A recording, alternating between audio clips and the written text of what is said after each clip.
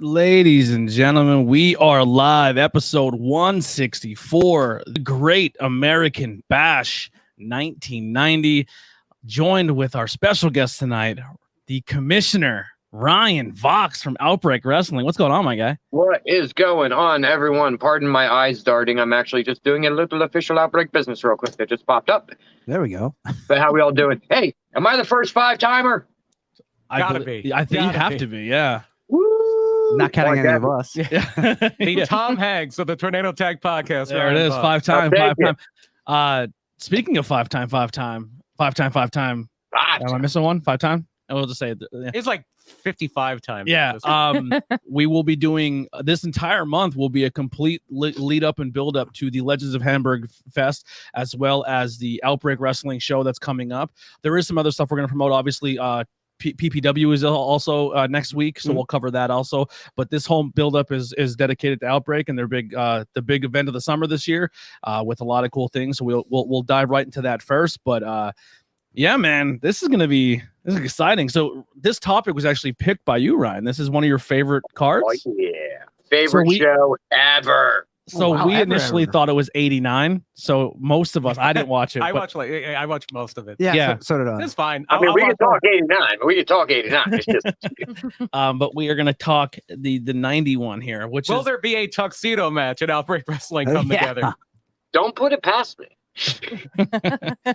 Well, there are going to be some people that you're going to see that were on this card at Legends of Hamburg Fieldhouse. There should be a tuxedo match at the Hamburg Fieldhouse, but the loser has to wear a tuxedo in that hot building for the whole night. Yeah, that is the tuxedo match. The tuxedo on. I mean, I was going to say, I'll book myself in it just to get that suit off in July, man.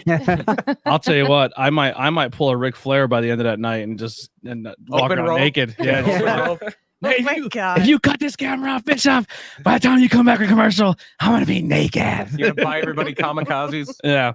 What's the line he said to Shivani about the champ? He's like, but have you ever seen this? He opens the robe and his dick's just hanging out. Oh God. Crazy. The baby arm. Yeah, baby arm. Yeah. So let's dive in a little bit of the Hamburg Fieldhouse event and some people that will be there. The Legends of Hamburg Fieldhouse event and some of the people that will be there. Oh, you're looking at me. I thought you were looking at Ryan. Okay. I mean, either one of you if you want to put some out there. Loaded card, loaded roster, I should say, for the show. Let's just look at AEW. Alex Reynolds and John Silver of the Dark Order will be there. I will be getting my mask signed. Two more members. The Acclaimed will be there. A two-time WWE Hall of Famer, Booker T, will be there with Queen Sharmell, also a Hall of Famer. Yes. Samuel Shaw, formerly Dexter Loomis from NXT, former Hall of Famer, former WrestleMania main eventer, former WWF champion Sergeant Slaughter will be there. Greg the Hammer Valentine, everyone's gym teacher from 1980. See, the thing is, it takes him 20 minutes of signing just to get warmed up, so he's going to be ready all day. Demolition, Axe and Smash will be there. Very tag team heavy this year. The Rock and Roll Express will not only be there, but will be in action that night at Outbreak Wrestling come together after the Legends of Hamburg Festival. And they're officially on their farewell tour. Yes. Yeah. Ricky has said he's going to finish out some dates and then he's going to help his son and work on his House of Morton Wrestling School, and that's going to be his career. And we want to personally thank you, Ryan, and the rest of Outbreak for letting us do commentary once again for Outbreak, because the fact that we're going to be calling one of those farewell matches is pretty special, and we're very thankful. When that came up, and me and we put it in the chat, we're just like, holy shit, this is happening. and it's not just that it's the Rock and Roll Express, it's the Rock and Roll Express against maybe the best tag team in Outbreak Wrestling history, Leaders of the New School. Probably. I hate or the Bad Street Championships. Yeah. And I will say this, no offense, Andy, but maybe one of the most acclaimed member on the Outbreak roster when it comes to accomplishments done in the company. Radke has done almost all of it already. Going around he's done everything that he can possibly do. Yeah. And now he's not going to bulk up to 250 and compete for the Intimidator Championship. He might. I don't know. He's leaning down. He's getting strong. Yeah, he's leaning down. He's looking good. Slimming up, getting tight. Yeah. So yeah, it's gonna be really, really exciting. Our dear personal friend Earl Hebner will be in attendance. Oh, cannot wait. Got to bring him a light. Yeah, you got to get that what he likes? Yeah, he loves Coors Light. That's what he likes. That's what he likes. As far as on the festival and in action, the SAT. If you like where tag team wrestling is now, if you like the tag team scene in AEW, the SAT are the ones that really built that style. So seeing them in action, Jose, Joel, and Will Maximo against some of our buddies, Philly Mike Swanson and the Diamond City War Machine. A trios tag team that I didn't know I needed until it was presented to me. I was like, the Philly Wilkes-Barre connection. it's the Diamond Philly War Machine. It's a Diamond Philly War Machine. And I think they'd be okay with that. Which is crazy because probably 3 people who have been not just supportive of us as people, but to the podcast and to us personally as humans and in our early career of the wrestling business. Oh, absolutely. The Diamond City War Machines, Philly Mike, have always been in our corner. So the fact that they're teaming up is really, really exciting. And we could literally spend this entire 2 hours just talking about who's going to be there. There's so much. Follow Legends of Hamburg or Outbreak Wrestling on social media. Don't you want to mention one of the biggest draws there? Mr. Hughes? Yes, Mr. Hughes. Just the that. Roughneck. That was just added this week. Yeah. Our Deborah. Deborah, that's what I'm thinking. Get your Playboy sign. She was in Playboy, right? No. I thought she was. Former women's champion, though. Yeah. No, she was not in Playboy. I thought she was when it was the hot thing. I want to get Mr. Hughes to sign a pillow. That's my goal. So me and my friend were talking. There is no Mr. Hughes action figures, to the best of our knowledge. Really? Yeah. Mr. Hughes is a legendary for having narcolepsy. Really? Wow. Yeah. That's why I had the fallen asleep glasses. in the ring before. Yeah. And then you have an announcement you want to throw out here for the event, right? Yes, sir. We have finally decided upon who Andy Header will face. That's me. That's you. Mm-hmm. That's you. Former Outbreak champion. Have him say it first. Yeah, you say it, and then I'll pop it up. Is going to be facing in a title match. Oh. First time, I think, ever. For the Earth Championship. Andy Header versus Leo Sparrow. How about it? It's going to be insane, Look at dude. that picture of me. I look like I'm 250 right there. Look at that. I look bigger as a house. It looked good. Outbreak resident superhero going for the Earth Championship. So I have not wrestled Lee Sparrow. I've only been on 2 shows, maybe 3. I will say this. Lee Sparrow beat a guy that Leo Sparrow beat a guy for that title that looks very similar to me picking up trash on the side of the road. I saw that clip. Sweet. I will share that as soon as it's up on and live, baby. And that is a vegan leather strap on that title. I would hope so. Yeah, that is 100% from Mother Earth. Oh wow. And he won that he won that from a mine in Rio. Oh, in Rio de Janeiro. Rio New Jersey. Rio Grande, New Jersey. Yeah. I thought maybe there was a tournament. You know, there was. He went around just beat up poor guys picking up trash on the side of the run. So Pat Patterson. my first bump. I will say I was very proud of I'm that. excited. He's pretty good. He's a good guy too. A student of the Creative Pro Wrestling School. Yes. Brian Myers, Pat Buck, such a list of people coming from that school now. Taking one of the craziest bumps this year on television. Yeah, I was gonna say, perhaps you seen Wardlow powerbombing him into the cage, and he's falls right that was scary. Out of the ring. Mm-hmm. I'm excited. That's in 2 weeks. Yeah, you could be champion of the entire Earth. The Earth. Right now, you're just champion of the world. You're just champion of an appliance, just a television. Yeah. But now you can be champion of the entire planet. Yeah. There's a lot on the line. It's almost that universal levels, you know. Only if you had Captain America or Captain Planet gear. Yeah, I don't. If you win this title, you might have to get some made. I never liked Captain Planet.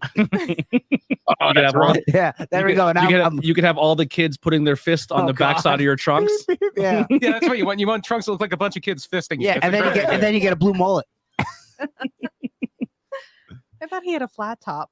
No, he had a mullet. Did he? A little bit of both. It was like a flat top mullet. I thought it was like a flat top. Yeah, Quay could do it. Yeah, Quay would be an amazing. So I'm trying to coin something so hard for Matt Quay. I got it over on commentary. You know how Kurt Angle lived by 3 I's? Mm-hmm. Matt Quay lives by 3 M's. Okay. America, mullets, America, mullets, and muscles. Okay, there it is. Yeah, and Mustangs too. Yeah, I told him he needs to contact our artist. Does he drive a Mustang? And get one of those. I don't know. But he You ever see those presidential photos where it's like an old president like riding a velociraptor with fireworks and machine guns? Yeah. Like Matt Quay needs one where it looks like an old sex novel where he just has his hand up and like a girl around his ankle on a mountaintop with lightning and stuff. With lightning and fireworks. I want Matt Cray crossing the Potomac like George Washington. Yeah, and then it just says America, mullets, muscles, Matt Quay. That would be much better. And then the 3Ms. I cannot tell. Yeah, we could just do a whole series of presidential photos of Quay. Yeah. You can start a rumor that Matt Quay has wooden teeth. Yeah, he does. Yeah, wooden teeth. Hey Anthony, I'd like to see you go farther. Go after that title. I don't wrestle. That's Andy's job. You're not active in ring. Okay? I fight. I fight for a living. I fight my depression and anxiety. And I am losing. But we are sponsored by Lord Chesterfield Ale. We are? Which is always a great tag team partner for me fighting. A man can dream, all right? Well, one of the people on the Great American Bash became an Earl later. Yeah. All right, well, let's get into this card. I have a quick rundown, like a synopsis, I guess you would say, I got from Wikipedia here. American Bash 1990. Yeah, and awesome card. I love the stage and the setup was really nice too. I love the WCW ramp. The old WCW with where it's wow as well. Yeah, because it's a clearly the C is a circle and they just blacked out part of it. Right? The C. Right. Yeah. It's crazy how dark that. So like it was very dark. You don't see how there's actually people standing on the side watching the show. And you don't see it, for me anyway, I didn't see it until the fireworks were going off at the end, that you could actually see people standing behind the set because it was so blacked out. You didn't know people were there, which is kind of dope. And the production wasn't high. Oh, some of those camera cuts were awful. Oh, yeah. Like they missed so much action because they're cutting to like Ron Simmons laying on the outside for no reason. And even some of the camera, like you could see the light trails. I was stuck watching that the whole time. A lot of the old wrestling, that was the cameras at the time. And we couldn't do anything. Because case in point, go ahead, Ryan. There was a spot in the show where all the house lights went out. Yeah. Wasn't there? Was it that show or was that Wrestle War? Wrestle War was I was just going to say, I don't remember. It was the Young Pistols against the Royal Family. It was Rip Morgan and Jack Victory. Yeah. And yet the lights go out and they just shine spotlights and they're swirling the spotlights around the ring. It's great. Jack Victory, totally from the UK. Yeah. Totally. Jacko Victory. Jacko Victory. So the 1990 Great American Bash was the second annual Great American Bash professional wrestling pay-per-view event produced by World Championship Wrestling under the National Wrestling Alliance NWA banner.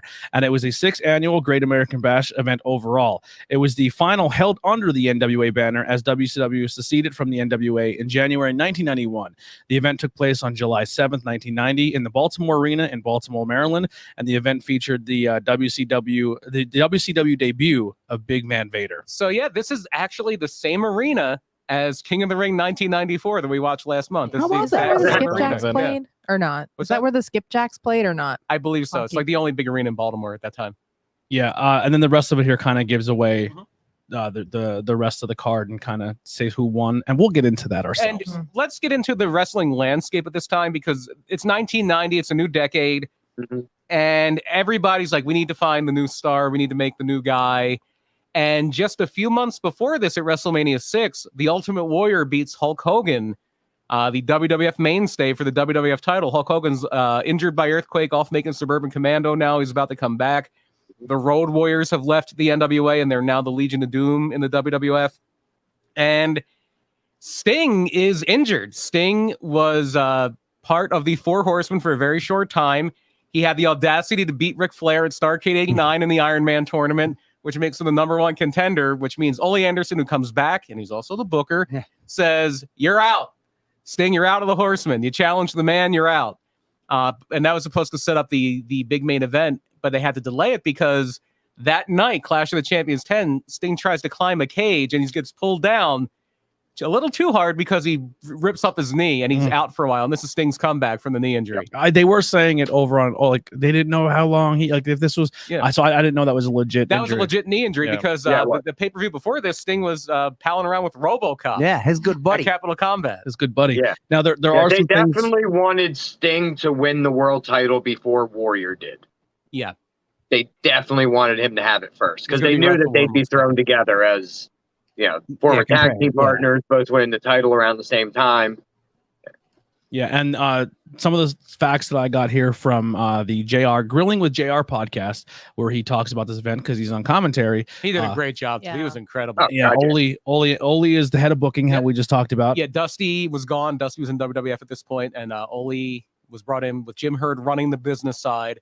You'll hear a lot about Jim Herd on this show.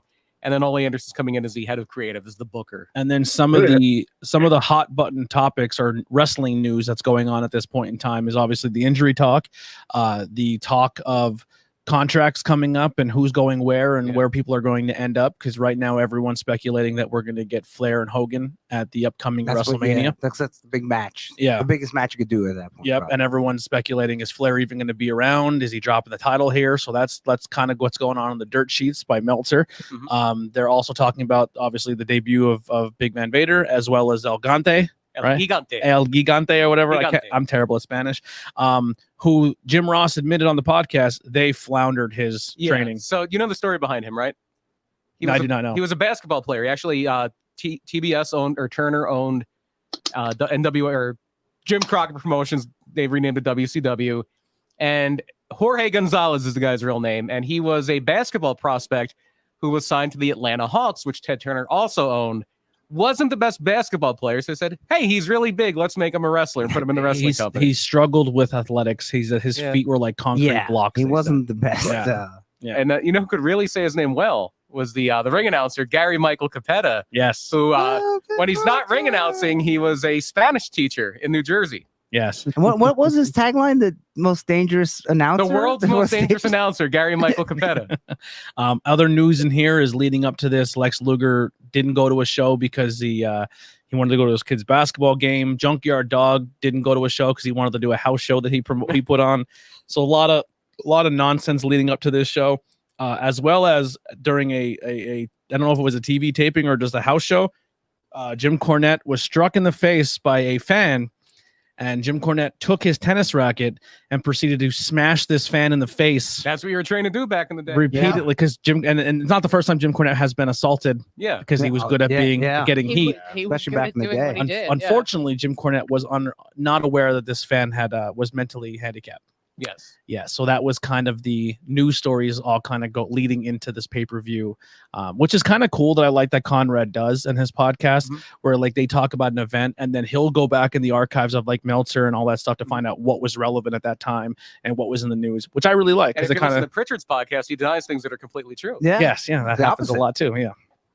But when he does a podcast. When he does. So that is pretty much the rundown. Unless I missed anything, is there anything else you guys want to add? I think that sets the table pretty much, unless Ryan's got something. It pretty much does. I'm sure we're going to go through it as we're going through. Oh yeah. You know, everything. But like this was also like the turning point for me, where I went from watching wrestling here and there when I could. Like 1990 was it. And I just moved to this area, so I hadn't gotten to see wrestling in like 3 months since I moved from Erie. And my cousin showed up with a VHS of this, and I just watched it on loop and loop and loop and got addicted. And now you see WCW constantly every time you turn on Outbreak. Yeah, like it's painfully obvious. Yeah, for me, I just having. I mean, I don't really remember too much of the '90s WWE because I was a WWE we would person. have been 4 at the time. I mean, I was watching definitely at 4. I was definitely watching right. This time. But it is a completely different landscape if you watch the other product compared to what you're watching on this. Yeah, because WCW was always more NWA. It was more the athletic presentation. Yes, and then it kind of went goofy. But yeah, so it is a completely different like landscape of wrestling from one to the other, and there's nothing wrong. Like now, enjoy both. Yeah. Now that I'm older and I do appreciate that old like other style, like I enjoyed myself in this card. Even some of the stinker matches, I found things to like about it. You know what I mean? But let's get into our dark match. I don't. I didn't know there was a. There was a dark match. I can pull it up here. It was I've never seen it. David Sierra defeats Mr. X. Mr. X. Who could that be? It's him. And oh wow, that's a tie to Legends of Outbreak, kind of. Yeah. So David Sierra, I can tell you about. David Sierra was the Cuban assassin, the stepbrother of referee Bill Alfonso, and Mr. X, according to this, was Demolition Smash, but not the Repo Man. Oh wow, how about that? Randy Cully. Yeah, and they had a 10-minute dark match. Oh my god! Yeah, back then they would have longer dark matches. I'm trying to remember. The first pay-per-view I was ever at was WCW Slamboree '94. It was the night that Cactus Jack and Kevin Sullivan won the tag titles, and there was a dark match. It was fairly long too. It was the Armstrongs. I think it was Steve and Brian, or maybe it was Scott and Steve. Yeah, because Brian would have been the road dog by then, or the roadie. So it was Scott and Steve Armstrong against, I think, Pretty Wonderful, Roma and Orndorff. Yeah. There you go. And then the pay-per-view starts, and we're going to get our first match, which I was very torn on the T-shirt to wear tonight. Yeah. If only if it was a year later, it would have been Johnny B. Bad. Because Yeah. that opening. Well, you don't get Johnny B. Bad, but you get the Nature Boy. Yeah. Woo! Oh, you're talking about the skit, the promo. No, you get the Nature Boy. No. Buddy Yeah, Landell. yeah, Oh, yeah. Sorry. Yeah, you're You get the completely dollar right. store, the Wish Nature Boy. The Wish Yeah, Nature you Boy. get the bookend the show with Nature Boys. It's fantastic. Yeah, but the shirt, I definitely was not talking about the Nature Boy shirt. I was torn between Is my there- Iron Sheik shirt is and I was looking at the Brian Pillman because to Okay. try to dig through my entire Mhm. thing to find a Rock and Roll Express shirt would have taken me probably till the end of this podcast. So these are the two I found. You just got to find it by the 23rd. Yeah. Yeah. Will I be a huge mark if I walk around with my Rock and Roll Express shirt on commentary? Everybody in that building is going to be a huge Rock and Roll Express mark. Right? Yeah, I'll definitely be wearing it. Trust me. Walk around with a shirt that says big penis. I'm like, well, get it? Yeah. I didn't see the big one, but I seen the other one. Well, you see it, you'll know. That was probably my craziest backstage thing of ever in my life. But anyway, Brian Pillman is going to go against Buddy Landell in a singles match. They got 9 minutes, 29 seconds here to work. A little long for a Buddy Landell match. Brian Pillman was that's the name of this unbelievable. pay-per-view. Brian got the show off. It was Yeah. nice. They both had a lot of people had great tans. The Yeah. tanning bed must have been right out back. I was about to say, I felt like that There was match some- definitely set One a tone person did not for- have a good tan. Yeah, there was some A+ tans. Oh, I yeah. don't think Yeah. I don't think that person could tan. That one person not having a good tan did him some favors Yeah. in a couple months here. Yeah. It really did set the tone for like the body images for the show. Pillman was a good looking man. Yes, he was. I'm very confident Yeah, in my he was in great sexuality. shape. to Buddy say that. Landell was not With in his great perm. shape. Yeah, Yeah, great. Pillman was a megastar at this point. But- Like, if you look at him, you're like, this guy. Yeah. Mhm. You can Oh, put yeah, away. definitely caught my attention. Like, look at that. He's smaller than everybody in the company, but he's more exciting. And oh my God, he's so great. Yeah, man. Flashy, way to kick off the show. trunks. Flashy trunks. Yeah, the Bengals. Them there, yeah. Bengals trunks. Woo. The high drop kick he throws, unbelievable. Yeah. They always talk about winning the Ed Block Courage Award. Yeah. Yeah. And then Buddy Landell is doing half-ass Ric Flair stuff. And it's like, you have Ric Flair. Like, I don't understand why he's even on the card. Why did they not make him like change his name or something? Like I don't know. like, I they think left Flair would be like, I don't work for me. think that was With almost part of it. Yeah. I think that like NWA just loved watching other Nature Boy get the holy hell beat out of him constantly, you know? like Like, when you're it not going first to see it started- happen to Rick, but we got this guy. He kind of look like him. We're gonna take all of our frustrations out on poor Buddy. when it Yeah, first watch started, Brian Pillman beat up this guy. Watch Brad Armstrong beat up this guy. He's not getting near Rick, but he did do a feud with Rick at first, but that was well before this. Mhm. And that's how J.J. Dillon was originally Buddy Landell, and then Yep. Flair beat up Landell and Dillon joined the Horsemen. Yeah. All right. Our second match So, yeah, here. Pillman obviously gets the win there with the Yeah, high yes. crossbody. Our second match, two guys who weren't long for the company here. You had Captain Mike Rotunda. He's no longer the captain of the varsity club. He did have a T-shirt. He's though. a literal captain with an anchor on his trunks. Yeah. Yep. Against the Iron Sheik, who is here for some reason. So this is my first time ever seeing Rotunda wrestle in wrestling gear. Oh, okay. So- Yeah. Because we talked about it the last show we I mean, did. he I was did look like a businessman. where Yeah. where he where I was like, Shirt man, I had to be and tie, yeah. uncomfortable wrestling in that shirt because he sweat through that immediately. Yeah. It was like a see-through shirt, but halfway through, like, but once he again, didn't even have a shirt on as Captain Mike, and he sweat through it. Like it was. Captain Mike's shirt. There's probably still some existence. Yes. A drawing of him on a boat, and it's a white shirt. I would get that shirt, even though I it's don't. probably care on for it. Teespring. Everything's on there. Yeah. I didn't hate this match. Oh my Yeah, god! It was good. It was good, and like for some reason, I actually because I watched WWF since I was like 4 years old in 1984 because I'm old. But I remember when Iron Sheik and Nikolai beat Barry and Mike for the tag title. So I was like, Yeah. oh, here we go. Here Revenge we match. go. Get him, Mike. Get him. You know? Yeah. Nice. At Sheik has a huge old belly. Yeah, but the rest of like his huge. arms were still good. Like And- his legs look muscular. He's wearing odd peach colored trunks. Yeah. He worked the crowd perfectly. Like he just knew what to do. Like he knew how to work the crowd. He knew, like, I don't know. I was into the Sheik. This was how politically correct wrestling was at the time. Sheik jumps Rotunda at the bell, and Jim Ross calls it a terrorist attack. Yeah. And then he spits on him when he's on the top turnbuckle, when Mike's on the outside of the ring and Sheiky's up on the top. I don't know if he spits at a fan or he spits at Mike, but he hawks. That's his thing. Yeah. And one of the things about this match, which is so different from wrestling now, and this show entirely, like back then you had flash pins. You didn't need to hit your finish to win a match, really. And here it starts. Mike Rotunda went, well, the match before it starts, because it's a flying body press. The Pillman gets the win. But here, Mike Rotunda gets the win with the backslide. Yeah. There it is. Backslide. You're gonna see a lot of backslides. Oh, tonight. Yeah, no one really looks weak at the end of the match. It's like just a quick sudden. Sheik's back up and on the crowd in like 2 seconds. Flexing right up. I did not get pinned. I wasn't ready. I love it. So Mike Rotunda's gonna get the win there. Onto our and then we had an IRS and Colonel Mustafa in 1 year. Yeah, very close to now. Yeah, IRS was right around the corner, and so was Colonel Mustafa. How much longer was Pillman was in WCW for? Pillman was there. Pillman was there Till for like 96. Yeah, Pillman. The next, my favorite WCW match ever happens the next February, and it's the War Games, and it's Pillman, Sting, and the Steiners against Flair. Oh, it's against the Horsemen, but it's Flair, Sid, Barry Windham. And Arn was hurt. So for one night only, Larry Zbyszko was in the Horsemen. Nice. And it's an incredible match at Wrestle War 91. Yeah, I just watched that too. That was a sweet one. So this is a wrestler. We had a interview before this. Oh yeah, go ahead. Harley Race. I don't have back. the segment, so you have to. Harley Race is back. This is his first time back in what was formerly Jim Crockett Promotions, since he left for WWF for a few years and became the King.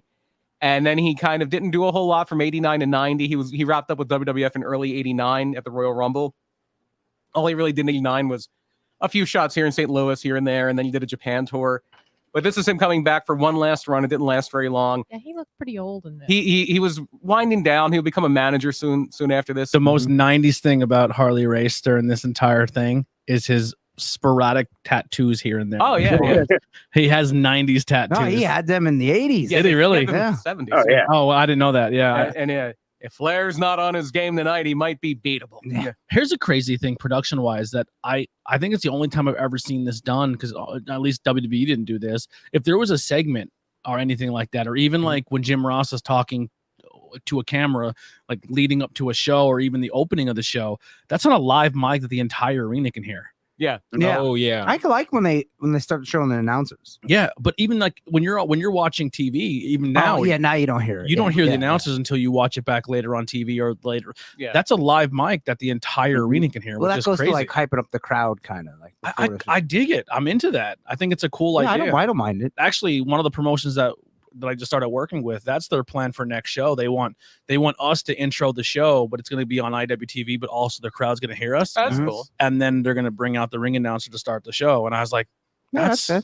That's crazy. I never, and then now seeing it here, it's like, oh, it's a cool flashback to like old NWA, WCW. You know, I mean, to be fair, NWA probably didn't know how to do it any other way. Just live mic, turn it on. You know, they were doing post production. The opposite. I've been on some shows where the crowd hears commentary for the whole show. And that's I've been on some of those shows. That's horrible. What is that like wrestling a match during that? It's so distracting. And then you hear them like, and then like trying to crack jokes and stuff, and you're like, what? Stop. Yeah, well, it depends on the team. I've actually had it go pretty well. What was that? I had one commentary team that did it really well, and they weren't like stupid about anything, and they were actually like giving details of the match. It actually helped you while you were in the ring. It's like, okay, they notice I'm selling my knee. Let me do this a little more. Yeah. You know. But that was the only time it was ever good. That's like a Southern thing. I count. Yeah. I think it would throw me off if I was broadcasting. And then as a fan, you feel like you don't have any like downtime because you keep hearing people talk the whole time. Yeah. You know? I don't know. It'd be a lot. Just overstimulation. Yeah. I was telling Andy on the way over here that does the same thing mine does. You have to be careful. I was telling Andy on the way over here that this version of Jim Ross, like this era of Jim Ross, is the reason that at the age of 7 or 8 years old, I knew what the word lacerated meant. Yeah. Yes, absolutely. You love to say lacerated. Jim's on his A game this show. Oh, he's incredible. Yeah. He's got like a golden boy American presentation to him that he just doesn't miss. And he brings in a lot of football references and sports references. Football tackle, everything. Yeah. There was a joke about Doom that after they got the masks off, Jim Ross is the happiest guy because we talk about all about Ron Simmons' football history. Yeah.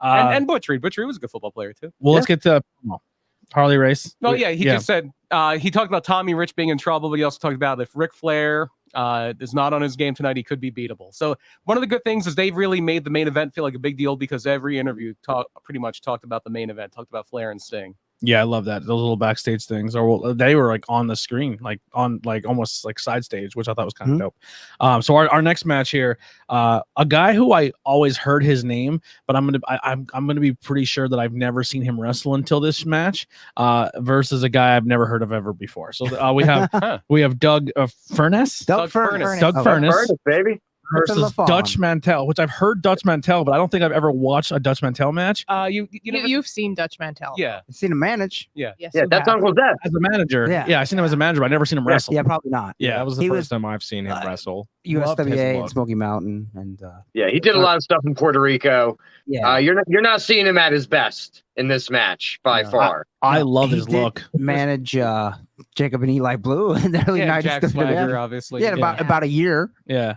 I love his look. He was before this. He was part of a tag team called the Kansas Jayhawks. Did he manage anyone like 90s WWF? Yeah, the Jacob and Eli Blue. They were the Harris brothers. and Bradshaw. That's what it was. JBL. Yeah, That's at the very beginning. Yeah.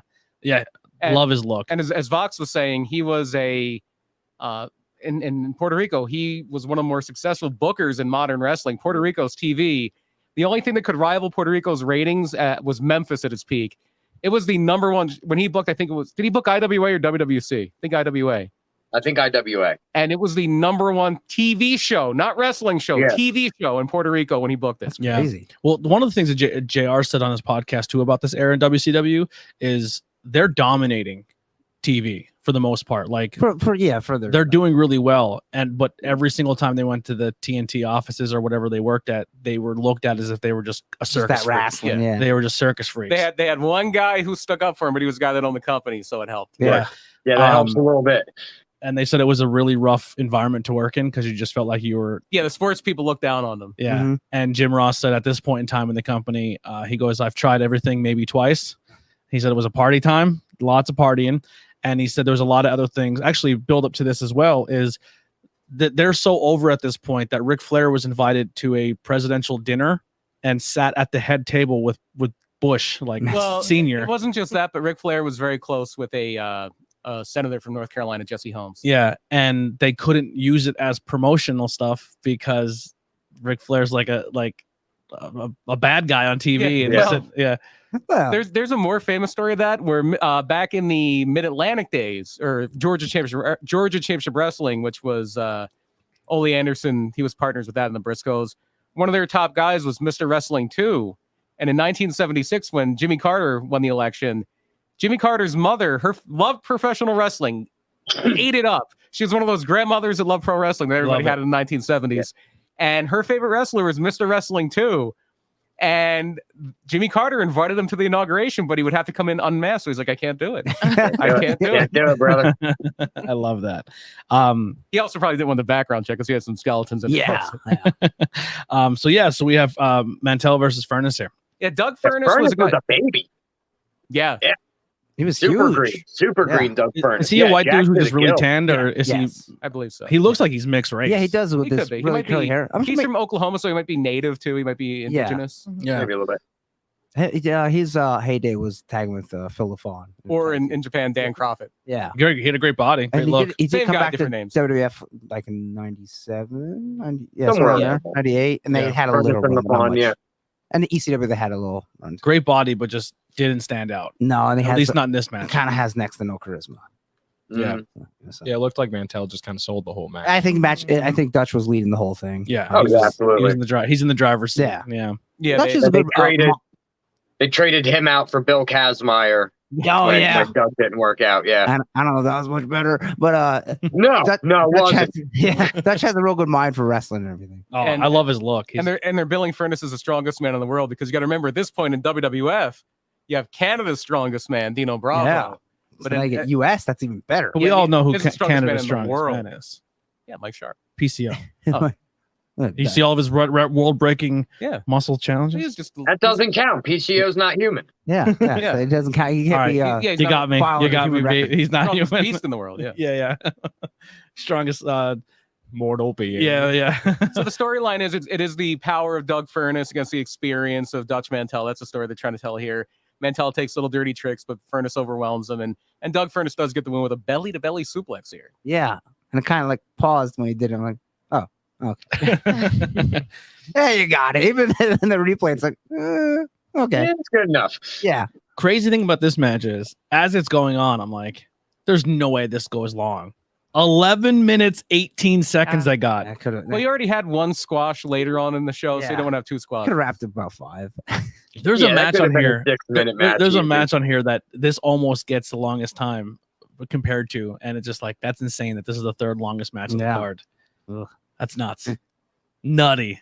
But back then, I don't know. Their time was different back then. You have a bunch of backstage segments either, so I guess you could. Yeah. They didn't have the And video package. everybody backstage loved Dutch. Like they'd known Dutch for 30 years. Ole and Dutch were tight. So yeah, they gave him time. They let him go.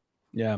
All right. Our next one here is Well, we do have another promo. another here. promo, ringside promo. Gordon Soley is going to be talking with Jim Cornette about the U.S. Tag Team title match.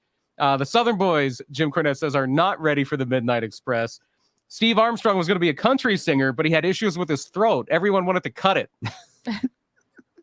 I just hate the fact that Cornette talks like he does his job. He makes me want to punch him in the neck. Talks, we know. No, he just Bring it up every week. he talks up. He just talks up the fact that he's like this tough guy. But Yeah, that's but right. his whole Cornette. stick Yeah. is He runs away. Yeah. yeah. cornball. Oh my god! Like when people say like I hate the Miz because he's doing his job, and then I get suckered for Cornette. Like I just want to punch this dude in the fucking head.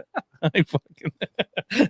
Although I will say, To this day, he still works me every time. Really? I know he's a Wow. character, but I want to punch him right in his neck. Gordon Soley always creeped me out. He just looks like an old pervert.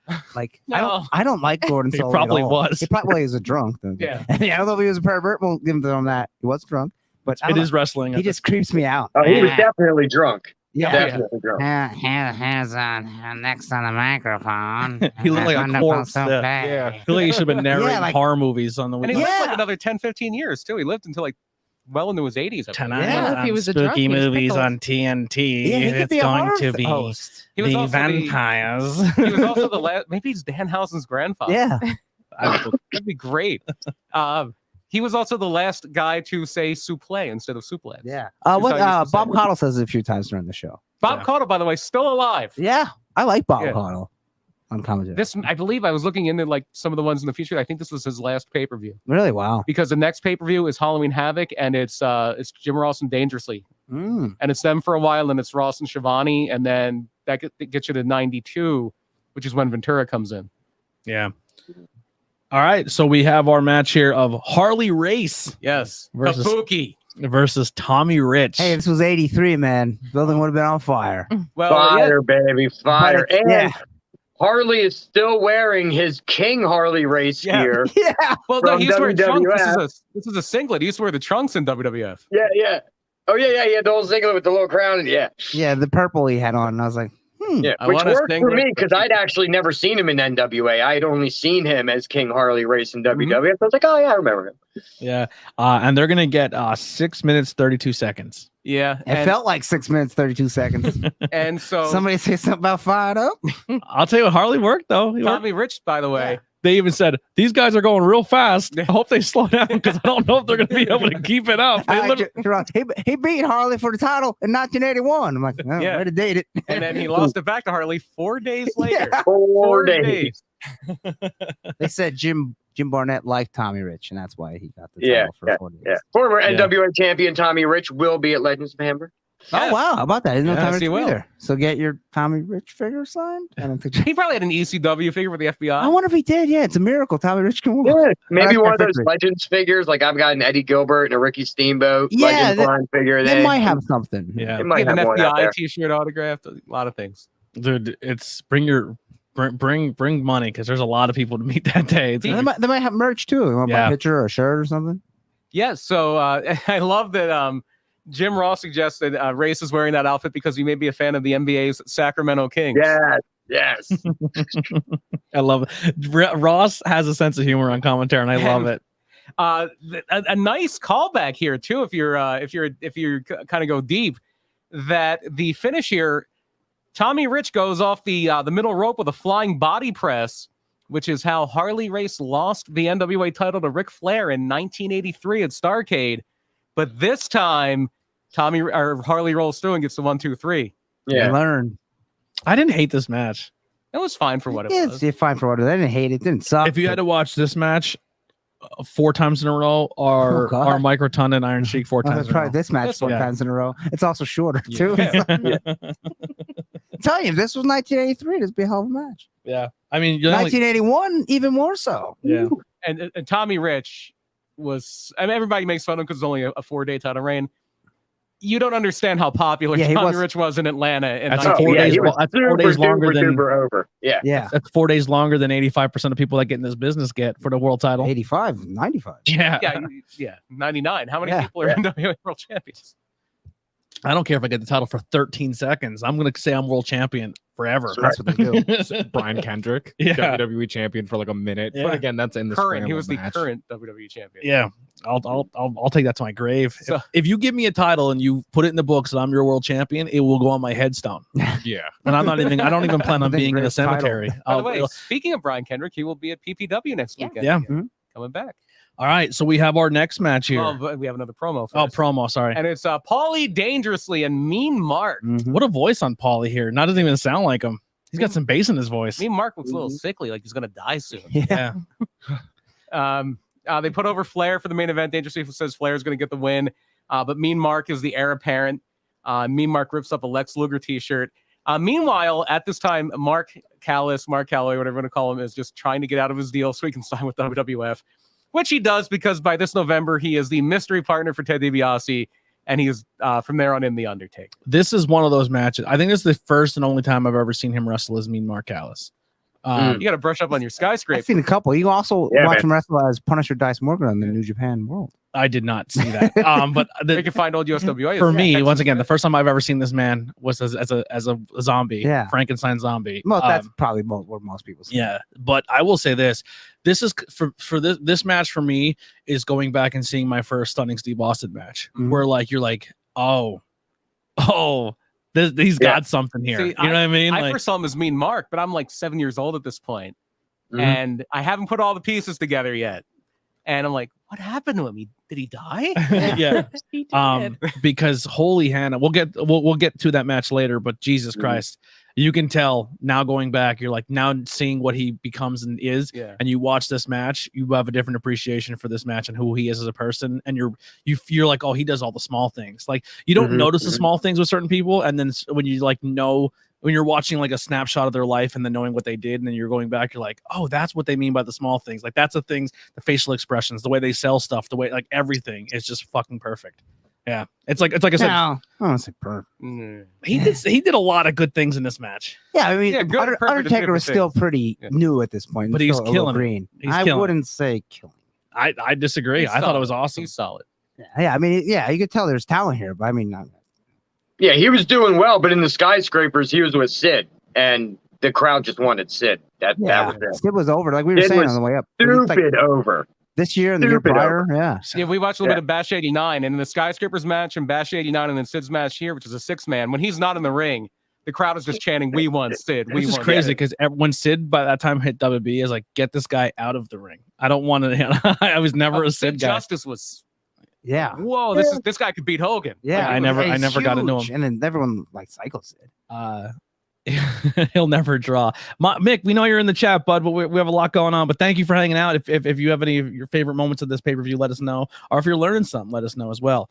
But yeah, that promo, and now we're gonna get our match here of the Midnight Express. Now you want to talk about perfection? Okay, here we go. Yeah, here we go, baby. Yeah, you're right. The Southern boys are awesome. Yes, they are. Beating heart. Oh my god. I we'll get to it. But the Midnight Express is going to take on these Southern boys. If you don't like this match, I will walk off the show. Yeah. I like this match, but I will say this. If you told me after watching that match, like you have to pick your favorite tag team going forward, I'm going Southern boys over Midnight. Yeah, because the Midnight Express made them look like $1 million. Yeah. Because Southern boys are still fairly new. Really? Yeah, they're not that like. You can watch the Midnight Express against the Fantastics, the Rock and Rolls. the dynamic dudes who weren't that good.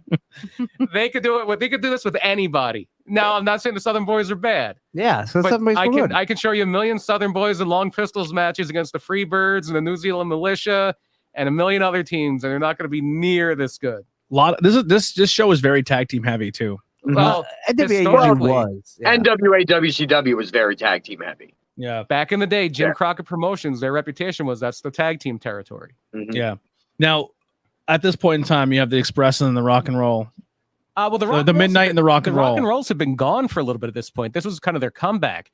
Right. Before this, the Midnight Express were feuding with the Dynamic Dudes. They had a babyface run, which ends with them turning on the Dynamic Dudes. And they turned on them in Philly, which is a heel town. And the crowd went bananas for the Midnight Express because they turned on the Absolutely Dynamic crazy Dudes. for him. Yeah.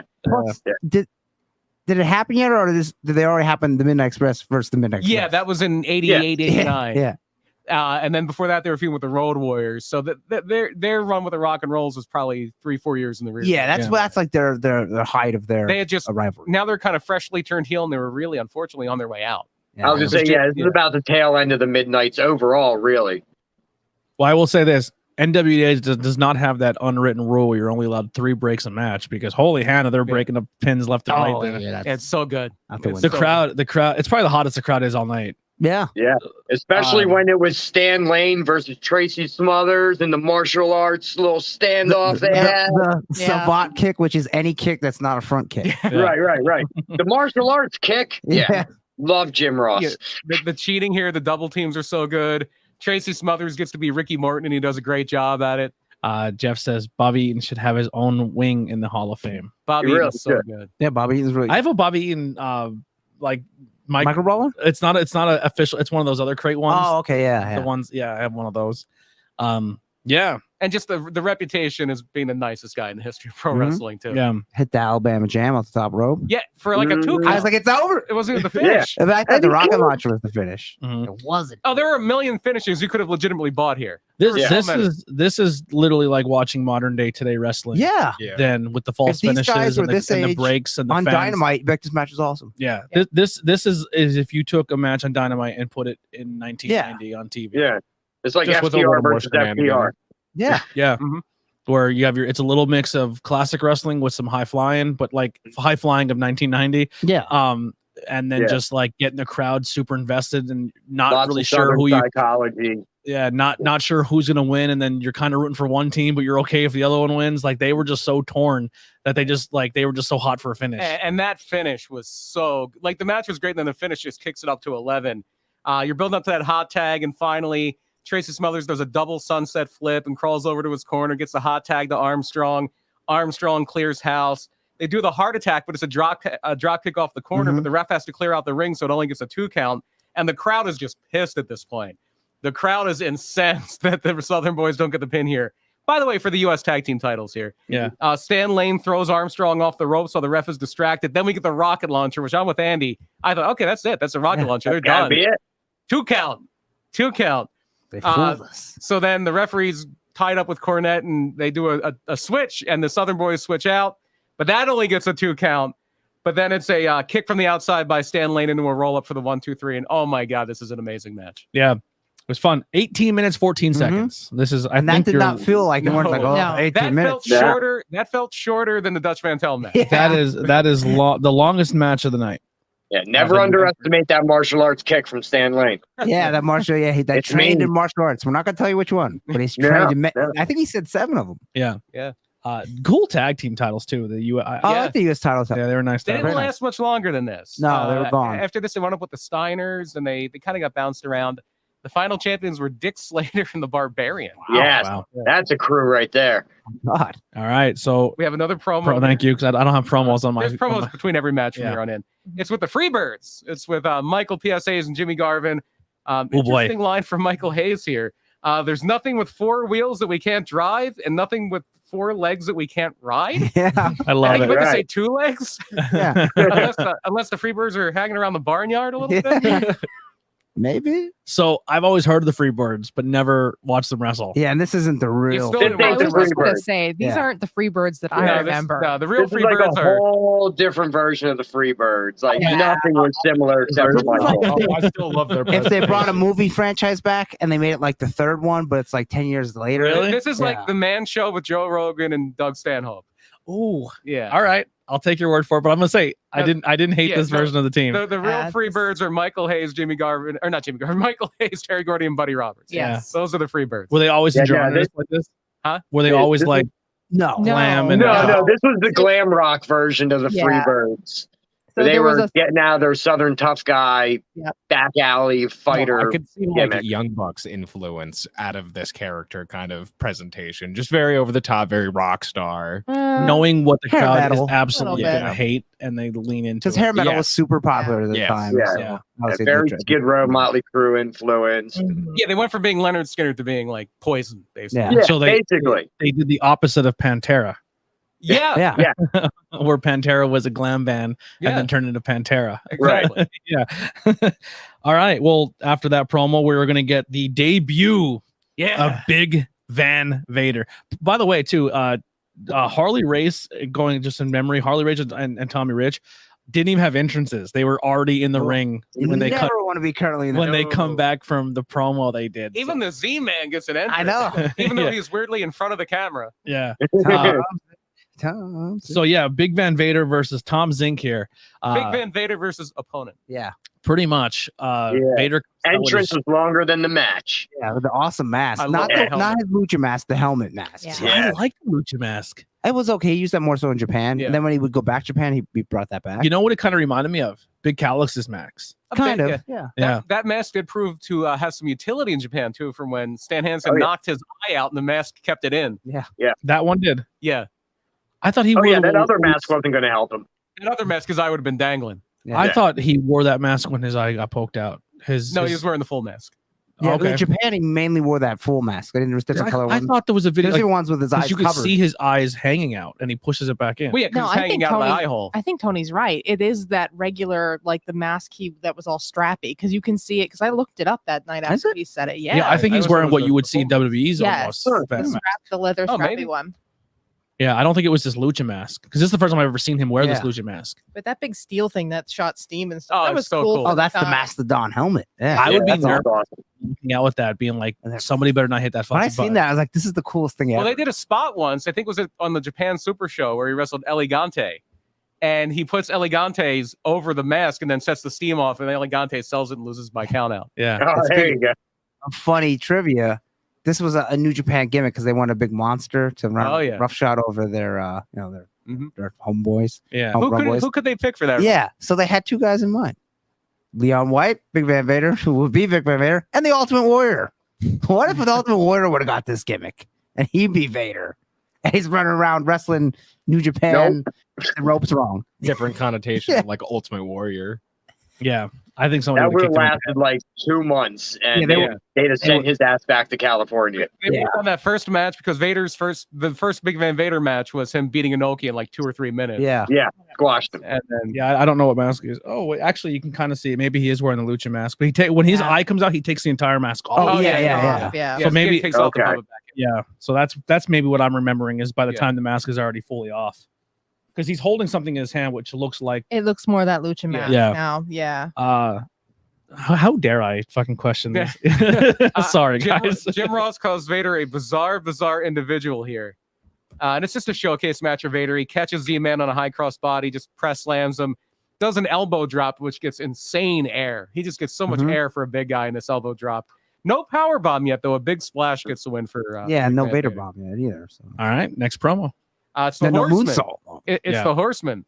They're gonna take out the Giant and make sure Ric Flair keeps the title. Real quick, speaking of fucking dives off the top rope from guys who have no business doing it, just throw it in there.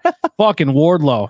That dude did a Oh my senton across God. the entire length of the ring His almost. swanton looked beautiful. It was gorgeous. beautiful. A plus. I'm like, forget Jeff Hardy. Dude, Yeah. he probably has more distance with a swanton than I've ever seen looked- anyone it do. It looked great. I would that And should that- be his finisher. Now. He can do a coast to coast swanton senton. He's got some strong And legs. that He's a pop- big dude. That popped the crowd so hard. Yeah, sign Ted. We'll talk more about Yeah, sorry. I just thought big men doing crazy things they Yep. shouldn't be doing. Yeah. And that just popped. look in my head. great. Wardlow. Keep doing it. So our next match, the former NWA World Tag Team Champions at this point recently lost the titles to Doom, the Steiner brothers against the Freebirds. Yeah, listen to the crowd. Oh yeah, want to talk about PC, Southern, not political. Oh, my. Southern Boys versus Midnight Express. This was not. Yeah, Yes. no. The crowd is, Steiners were a bunch of freaks. That's The Steiners are incredible. Yeah. The Michael Hayes is a great talker. Steiners Yes. and Midnight Express would have been woo. That would have been a good match. Yeah, you have Rick and Scott who are doing the most modern stuff: Total World suplexes, Ranas. Yeah, and, Like- the place goes nuts for the Excuse me. Frankensteiner. Not Ron, it's Frankenstein. Frankenstein. The Frankensteiner. There was one spot in this match where Rick Steiner like acknowledges that he's cheeked up and then proceeds to bite one of the Freebirds in their ass. Yeah, Well, he's a dog-faced gremlin. Yeah, a bunch of freaks. yeah, love it, dude. And It's so The insane Freebirds to just me. nice headlocks. I said in our group chat, it is so insane to me if like growing up and watching like Scott Steiner and then seeing Scott Steiner as the Steiner brothers and Yeah. then seeing Scott Steiner now. And he was starting to get a little big here. It's Yeah. just like The- what a pulling up. transformation. Yeah. And they're like, and these guys wanted to be school teachers. You're like, Now- I'm a genetic It's freak. funny 'cause Rick would get on the school board. Yeah. Yeah. And but the Steiner brothers from like 1989 and 1994, you can't get much better as a tag team than Yeah. these two. They're Scott with his little yellow trunks. honestly when I would He was wearing a singlet here, I think. they're Yes. both wearing Oh, that was singlets. the pay-per-view before. Yeah, he was at the single by this point. Yeah. Watching these guys on TV every time I seen them, I legit thought they were beating the people the fuck up. Oh, they were. yeah, Yeah, They they were. were. Yeah. they A were lot of just times so they were. good. No, they were really beating people up. Yeah. Especially the guys, the job guys that Yeah. brought in, they didn't really smarten up. Like everyone's like, oh, Demolition and Legion of Doom. I'm like, fuck that. Give me the Steiner brothers. Like, I want Oh, those. the Steiner or the Legion of Doom were beating the shit out of people. Yeah, they Yeah, Legion of Doom killed people. Yeah, especially in NWA. yeah. But I was out of those tag teams at that point in time. I was just like, these guys are. Also, if you thought the British Bulldogs were beating the shit out of people, you were right. Yeah, even backstage. Yeah. Scott Steiner's offense in particular is just on another level for 1990. Yeah, and they wanted to put the world title on, but he said no. He wanted to be in the tag team with Scott or with his brother Rick. Yeah, Not at this point. I forget when. Someone around here. Yeah, before this, they wouldn't put the title on Rick. Well, Yeah. Dusty did. Yeah, and then before that, Rick was slow, yeah. and Who'd he have been talked to his somebody- imaginary friend. Oh, really? That was Yeah. his gimmick. Mm-hmm. I think Yeah, he was pretty slow much. fast. Like he No, like Eugene. Okay. It was, Wow. it was bad. Yeah, at 88, when Dusty was still the booker and he was trying to push Flair out before he got pushed out, the idea he had for Starrcade 88 was going to be Rick Steiner against Ric Flair for the NWA title, and Rick Steiner wins in 5 minutes. And it was because Rick Steiner was the one guy. They were like, if Rick wants to win, Rick's going to win. Yeah. Yeah, right. Yeah. Nothing you can do about it. Yeah. This match here is going to get 13 minutes 45 seconds as we go to our next promo. Yeah, we had Michael is a bitch chance here. Yep. A Oh, very it got a lot worse than that. Yeah. well. Also, And then we the had camera zooms right in the fan saying the word. yeah, and they're then like, you had "Yep." Jim There's a- Ross saying the Freebirds have some interesting makeup, might be popular in certain parts of San Francisco. That's like, Yeah. boy. Real quick, Mick says, did you guys ever do the first ever in your house in your podcast? We have not. The first one, no. We have not. I done don't the- believe so. No, No, well, they yeah. gave away a house. Yeah, And what's her name is there? Stephanie Wine. Stephanie Mayan. Yeah. Yeah. So maybe that'll be If something we we were add to to the do list. it in your house, I would want to do Canadian Stampede. Oh, yeah, that's the best. You one. want to see a hot crowd? We did Yeah. do one in your house though, didn't we? Yeah. We did. We did. An NXT one? We did when fucking Road Dogg did like a top rope Oh, Tombstone or we did something. in your house. with Jeff Jarrett and Sean. Yeah, in your house too. Why did we do that? I know. I think we just watched it. Is that what it was? Yeah. we just watched Before it pay-per-view, Yeah. I thought we did talked about it in the show. Yeah, because when Jeff we did. Jarrett sang "With My Baby Tonight," Yeah, that was when live Jeff- in front of a studio audience or live in front of a capacity crowd. Just some more things for this match. I had it in my notes. Jimmy Garvin looks like Lanny Poffo cosplaying as Adrian Street. Is what I put in my notes here. Rick, You know what I didn't like? The head of hair on Jimmy Garvin, and he decides to slick it back. I was like, Oh, what are you- right. He always had those good poofs, that nice Yeah. perm. yeah, he would always do this, like, Yeah. and then he slicks it back. I'm like, If- you're in the gimmick. if you saw Jimmy Garvin a few years later, you might figure out why. Yeah, right. He why. was starting to lose it a little bit. Like Ric Flair says, all that hair he had, and Jimmy Garvin doesn't have a hair on his head now. Because he comes back at one of the super or Starcades, 93, I think. Or Yeah. a Super You Bowl. went short hair. Yeah, it One might of have been them, Super Bowl 4 or 3. And he comes back with like a bald head. Yeah. And he's a pilot now. Yeah. Which is really became a pilot. So Rick hits Hayes with a belly to belly while the ref is getting Garvin out and puts Scott on for the pin here. Steiners get the win. No promo here. We go right to our next match, which is a 6-man tag. The Horsemen, Arn, Sid, and Barry Windham against the Dudes with Attitudes. Sting, Darby out. Oh, no. Orndorff, Junkyard Dog, who I could see hanging out with Sting. Yeah. And Sting's probably best friend, Elegante. Yeah. Yeah, what are they hanging out doing? You know who was good friends, and he'll be at the Hamburg Fieldhouse tying in for Legend of Hamburg, downtown Bruno. And, Yeah, Harvey yeah. Whippleman. and The Rock.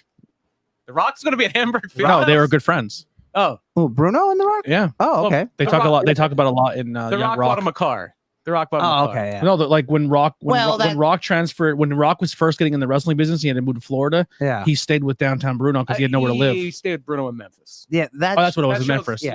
That That shows a little. They twist time around like Yeah, that. he credit- They act like the entire wrestling business happened 2 different years. Yeah, but no, he does credit Bruno a lot for helping him with the place to stay and helping him like stay on his feet when he was pursuing his dream. So, At least in the show, he does. Well, in the show, everyone wrestled for WWF. yeah. Yeah. Dusty and Andre the Giant were in WWF at the same time. Well, they were Checks WrestleMania out. 6. Yeah, but I mean, along with Superfly. yeah, and, yeah. Well, WrestleMania 6, yeah. Yeah. Wasn't there at that time. Rocky Johnson. yeah. So the whole match here is built around the Horseman being scared of El Gigante. So of course El Gigante never even gets in the match because I don't think he was really trained yet. Yeah. His size is the big emphasis. Like Andre looks up to him. Yeah, well, he was legit 7'6" or 7. 7'6", 7'5". I will say, man, he looks way better in a bodysuit with hair. He is. Yeah. He was one of the taller guys to ever play for the NBA, let alone wrestle. Yeah. He's a tall Yeah, man. Giant Gonzalez. And if you do, there is a double pack of Giant Gonzalez and Harvey Whippleman figures. I think they're called Legends. There's a double pack that exists. My friend has it, and he's gonna get signed by Bruno at Legend of Hamburg. Really? Yeah. That's awesome. I didn't pay attention. I don't think the referee here, because if you look at an El Gigante match, almost every match. Well, he wasn't in the match, so he didn't have to be. Almost every match that he is in, the referee is Bill Alfonso. Yeah. Bill Alfonso was his handler. Bill Alfonso went from WCW to the WWF with him. One of the big things was El Gigante did not speak a word of English, and Bill Alfonso was bilingual, so he could translate. But he was also, a lot of the big guys back then had a handler. Andre's first guy was Frenchie Bernard. Then it was Tim White, the referee that just passed away. And if you ever watch Andre's later matches, the referee is usually either Joey Morello or Tim White. But he was kind of El Gigante's handler, Fonzie, and that's how he got into WCW and the WWF. Jim Ross brings up the World Cup here because, and this kind of puts a date on the show. It's he's talking about how El Gigante is probably excited because Argentina, his native country, is in the finals against West Germany. Ooh. Not Germany, West Germany, because West the Berlin Germany. Wall is still up here. Yeah. Only for a few more months. The original "It's Not My Fault" very, very underrated. God bless Jimmy Garvin, especially in his WCCW. Yeah, days that's with the Precious. Vonnegues. Yeah. Mhm. And what was his Peaches? 'Cause that was his other girl. Peaches was a Sandman. So that was No, what was his other girl? He had 2. was there Sunshine. Peaches? Sunshine. yeah, there you Sunshine. Yeah. Arn sells the punch from El Gigante like it. Yeah, he does like run-ins where he gets involved, but he's never tagged into the match. Yeah. Ever. Like the whole match, he just doesn't get tagged in. That's And, smart. Yeah, and Paul just Yeah, Orndorff is doing 90% of the work. A lot of heavy lifting. JYD's not far behind El Gigante at this point. Yeah. he not came at in, all. he did his little crawling headbutts. And Yeah, stuff I mean, like that. JYD's kind of past his prime. He's doing his greatest hits. Yeah. And the biggest chant of the match is, "We want Sid." Not "We want El Gigante." We want Sid. Yeah. I know he's like 6 inches shorter, but No, he does get he does get tagged in. oh, Sid's in there for. A No, I'm bit. saying the No, he doesn't. He is not. I he, thought he they- gets involved, but he never tags. I thought in. he gets tagged in and then they get DQ'd because they don't want to fight him. Well, no, he's about to tag in. And they throw JYD over. The That's top what rope. it is. Yeah. Yeah. But no, Sid's in there for quite a bit. Sid is actually going to get the next title shot after this pay-per-view, Probably because he was so over. and he wins for a second. Yeah. Kind of. Where does this rank? Now I don't know much about this stable, but where does this rank with your members of Four Horsemen at this point in time? Well, you have one of the best, Arn. Yeah. Darn, yeah. Wyndham's a very good horseman, one of the top probably 5 horsemen. Yeah. Some people think Ole's one of the number 4. Some Yeah. people think Sid it's is Wyndham. Sid. Sid is Sid. So not near the And top. Flair is not in the match. I'm saying this iteration though, like as a team. I like have a this- soft spot just because of that War Games I was talking about. Like, this is the Mhm. first horseman that I remember watching. Right. but- That's the same with me. I definitely have a soft spot for this 4. Like, these were the 4 that were released as Galoob figures together. Like, you didn't have that with the other 4 horsemen. Plus, I wasn't watching WCW as much back then. Usually everyone's top is Flair, Arn, Tully, and then either Barry. Ole or Barry. Yeah. Windham. Ole or Yeah. Barry. Yeah, All right. Barry's the better of that. Yes. Yeah, for sure. If you had to pick, yeah. Yeah. Any promo? Yeah, Luger. There you go. Luger takes a little bit of a shot here. because he talks about the previous promo with Paulie and Mean Mark. By the way, it wasn't this one. It was the one with 89. I watched a little bit of 89 too. And I love that Gordon Soley, this is the first time I've ever heard somebody do this. He calls Paulie, he just calls him Paul Dangerously. He takes out the E. Paul Dangerously. Just like, I never Well, think he of it. was Like, proper. He was proper. Yeah. It's Paul Dangerously. yeah, Paul Yeah. Dangerously. Oh, boy. Lex takes a shot across the bow here, saying, it's not too hard to tear a t-shirt apart. Ooh. It's not too hard to tear Oh, I didn't t-shirt catch apart. that. I didn't catch that. Yeah, yeah. Oh man, that's funny. I wouldn't. And then That's gonna be switching places Well, in 2 years. Yeah, and it's also funny because if you go back to that one in 89, Sid and Spivey are the skyscrapers in, and they wrestled the dynamic dudes, Shane Douglas and Johnny Ace. Yeah. And they're talking about how the skyscrapers are big guys, but they're natural, they're athletic, they're not bodybuilders, they're not spending all day working on their suntan. Hogan. Yeah. Yeah. I will say I don't remember much of Lex Luger matches that stand out to me. Well, This does anybody else? This match was a good Lex Luger You match. and Meltzer liked this match. Wow. Yeah, Meltzer liked this match. I thought it was. I liked the match because It was of a what Mark match. did. I think the best Yeah. Lex is when he wins the world title in WCW on Nitro. Yeah. Yeah, that's Uh, probably Lex's finest. And we're gonna get the most skin we're ever gonna see on this man Yeah. for a long time after this. Oh, man, just a lot of forever. I mean, a you'll lot never see of this a much lot again. of really pasty white man thigh going on. He No, hits no tattoos yet. No tattoos. he hits school in this. Yeah, one. he He's not does. old Yes, school the yet. school. Yes, current Just- school. He does just- the big boot. Yeah, big boot. It just like I Super said, athletic. a lot Yeah, of you white, can tell. You'd be like, wow, this guy's like 6'9", 6'10", and he could like jump around like this. tons of white skin, red hair.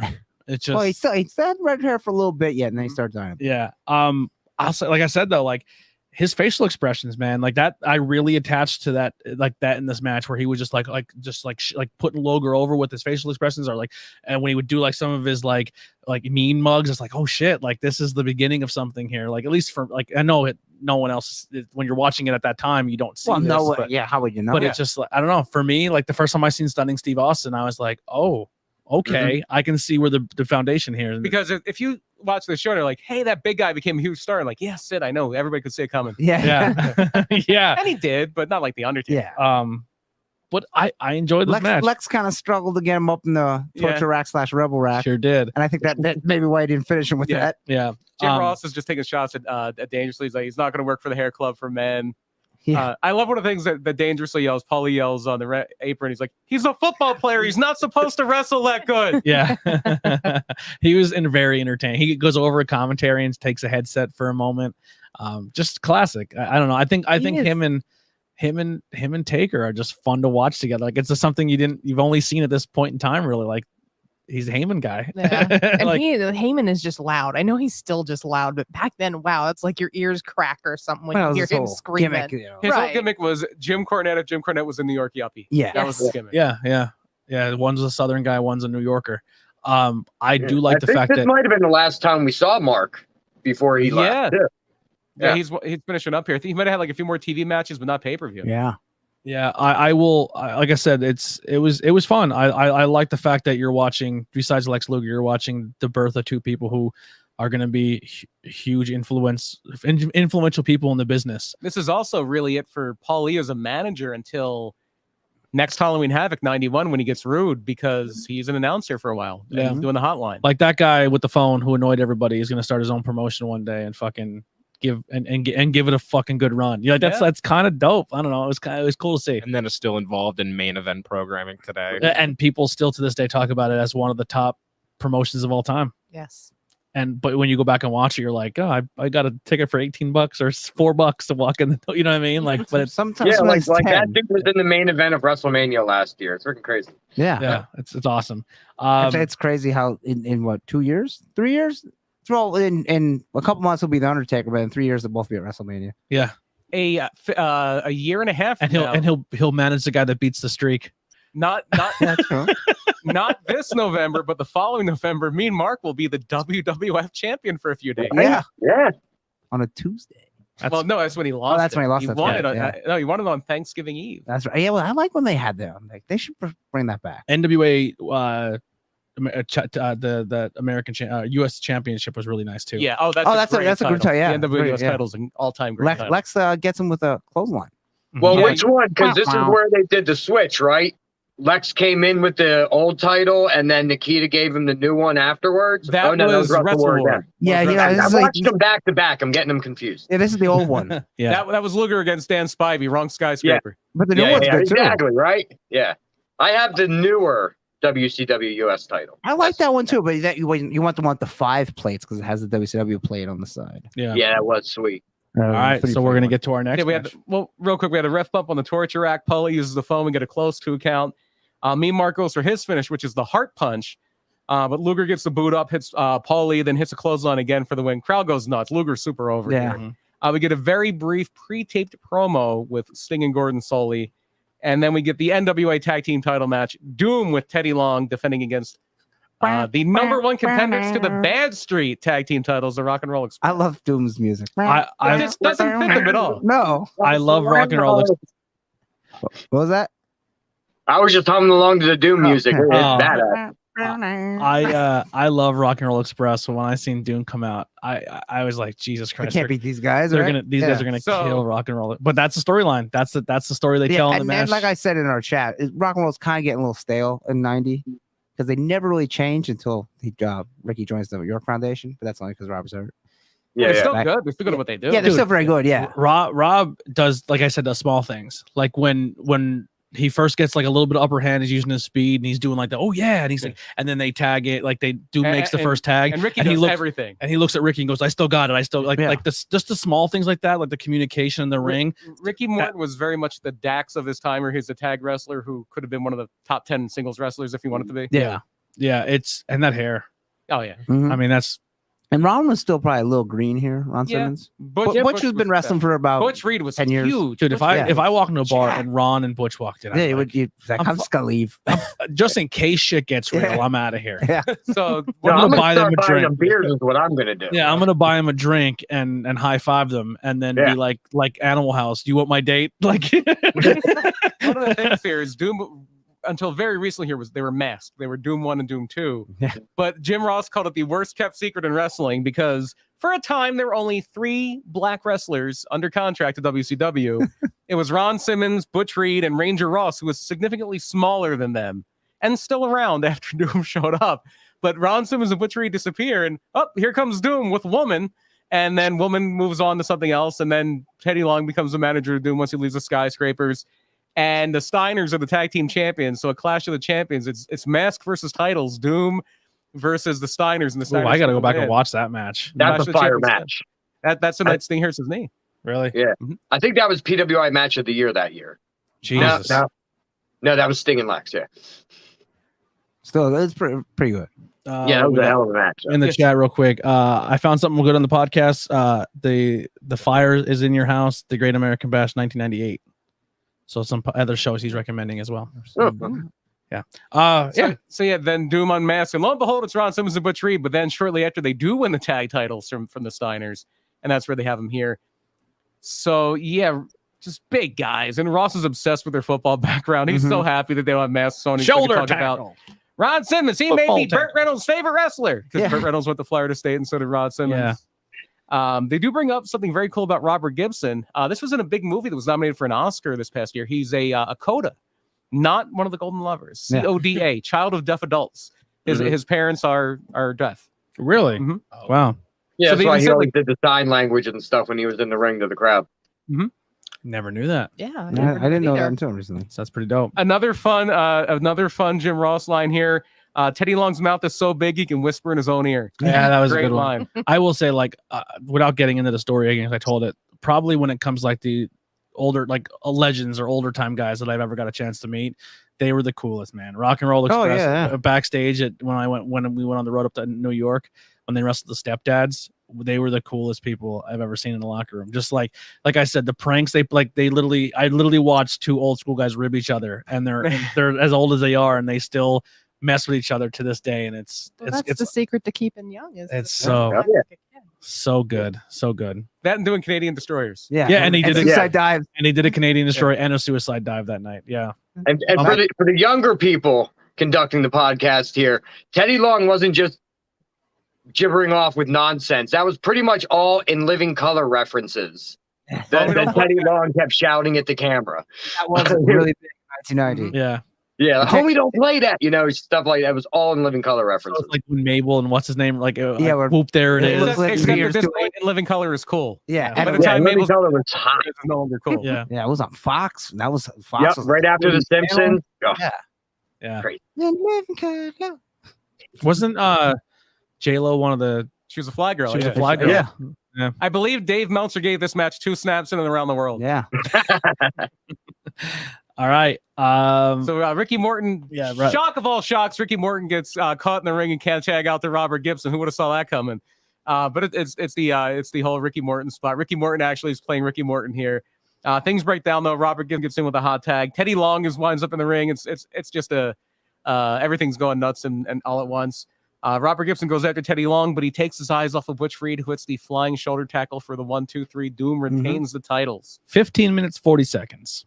I think it's your second longest match of the okay, night. yeah, Or It's third. still pretty good. Yeah, second. Yeah, it second, wasn't as second. good as the Midnight's match, No. but it was good. And Yeah, Teddy whole Long- different style though. It was good. Doom versus Rock and Roll is good counter booking. Yeah, Teddy Long was missing little teeth here. yeah. He was didn't get his new teeth yet. He was still working on them. Working on it. Not there. Tag team match player. Doom had to have the titles a little longer, and then he could afford Yeah, that winner share of the purse went Yeah. right to the Well, like a debt. year earlier, Teddy Long was on Ring Crew, so you know, Yeah. give him a break. Actually, the year before he's managing the Skyscrapers. The year before that, he's on Yeah. Ring Crew. Yeah. with a hell of a Jerry curl. And then we will get to our main event here. We have a Ric Flair pre-tape interview, but then we have the main event here. Ric Flair and Sting for the NWA World Title. The whole night they're talking about how Sting has a bad knee, but he has said time and time again, if he loses, there's no excuses. And the Horsemen are going to be a non-factor, hopefully, because Ole Anderson, the kind of ringleader, the J.J. Dillon now, the Horseman, because J.J. is the number 2 guy in WWF right now. Ole Anderson will be handcuffed to El Gigante, but not even at ringside. El Gigante is going to take him up to the halfway up the aisle to sit in some chairs. And the dudes with attitudes and the Steiners are all around the ring. It's kind of a lumberjack match, but all the lumberjacks are baby faces. They're more or less they're going to be there to make sure no one else Yeah. gets And in. they were like Right. guards. Yeah, because the year before this was the pay-per-view before this was Capital Combat, and it's Flair and Luger in a cage, and Sting and RoboCop are going to be there, but they lock Sting in a shark cage, and the Horsemen get the controls of the cage and they lift the cage and interfere. So this is like we're going to make sure that if Flair beats Sting, he beats Sting on his own. If I want 2 people to bodyguard a ring for me, I'm definitely calling the Steiners. I'm calling RoboCop. RoboCop. Yeah. Yeah, I called RoboCop. RoboCop made an appearance at Outbreak. Shooting people's dicks off. He didn't do that night, Oh God, yeah. but he's been known to shoot some dicks off. You ever see that scene? Yeah, RoboCop just blasted. First dude, right? RoboCop movie is awesome. Yeah, they got really gory, and I I just know. remember like as a kid how much that was marketed for kids, like toys There's a and RoboCop, stuff, cartoon. and like a video game cartoon, and then you watch the movie, it's like, oh my holy God. shit, this was very graphic. It was a different time, That was boys. the I mean, 80s. yeah, we were left R-rated have a little movies. bit more then. Yeah, Yeah. R-rated movies got kids cartoons. Yeah, And this is one of the all-time Sting looks too, the red, white, and blue. Yeah. face I was paint, just the gonna jacket, say, the let's take a tights. moment and admire that jacket. That jacket was gorgeous. I don't care My how long we favorite get this, Sting figure ever up on the mantle. Looks beautiful. Nice. Yeah, and I don't yeah. care how many years and decades now he's done the Crow thing. This is Sting. This Yes. is the real That's Sting. Sting, baby. Yeah. he never brought it back. Some people say California Sting. No, he never did. No, I thought never. maybe he would in TNA, but then Never. He did wear the paint a few times, and he did wear tights. Like I think at one of the Bound for Glories where he won the title, but he was still kind of Sting. yeah, He never did the hair again. no, Yeah. Going back to Even blonde. toward the end of that Sting, he didn't have the spiky blonde hair anymore. He was when he was trying to get in the movies, and he had like more of a natural color and Mhm. it was a little more wavy. But yeah, so Sting sells chops like every Sting Ric Flair match. Flair works over the knee, playing off the legitimate injury. Stinger splash, Scorpion deathlock, and the crowd's just going nuts. El Gigante is holding Ole Anderson back. The Horsemen come down, but the dudes with attitudes back them off. And Jim Ross, he's been great all night, but Jim Ross is at another level, building the Oh, yeah. excitement and drama here.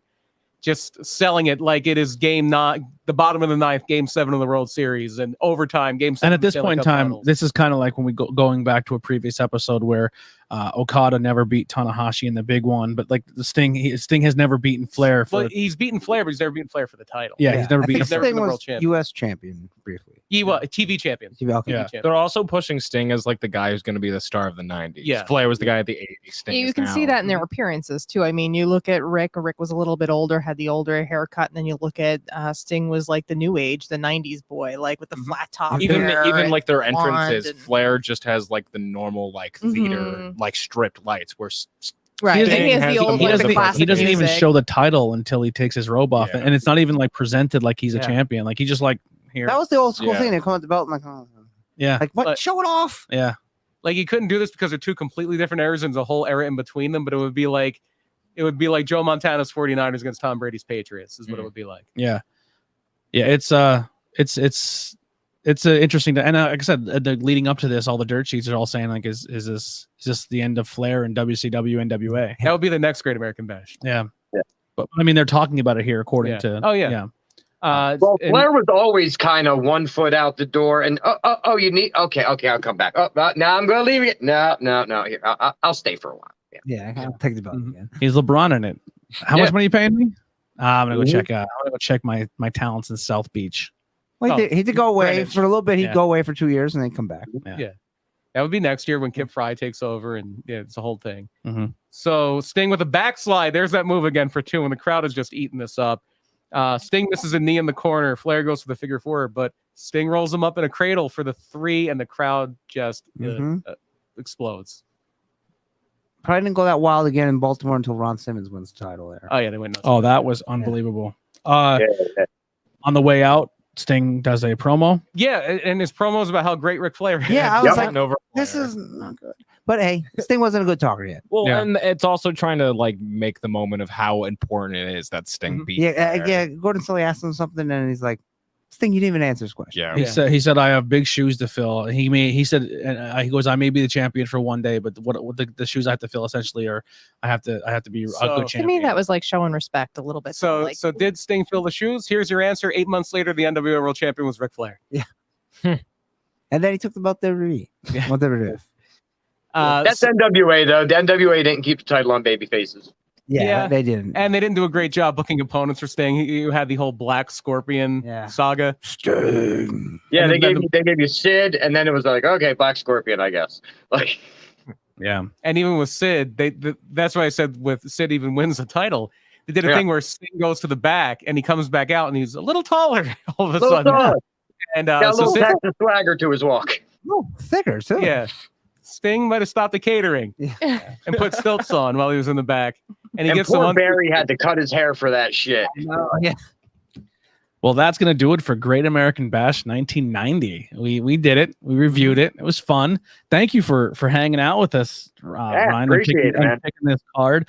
This is kind of what I'm gonna start doing now when people come on. Like, pick a topic and we'll talk and have some fun here. We do have. I said I want to try to keep the show around 1:45, an hour 45. So we do have about 20 minutes so we can do some current event stuff. So let's dive into some current event news and then get out of here. But once we hit around that 1:45, no matter where we're at, I'm probably gonna cut it off and time limit draw here. All right. So That's it, we gotta go. yeah, then we gotta go. See you later next week. Hey, Bye. I got it.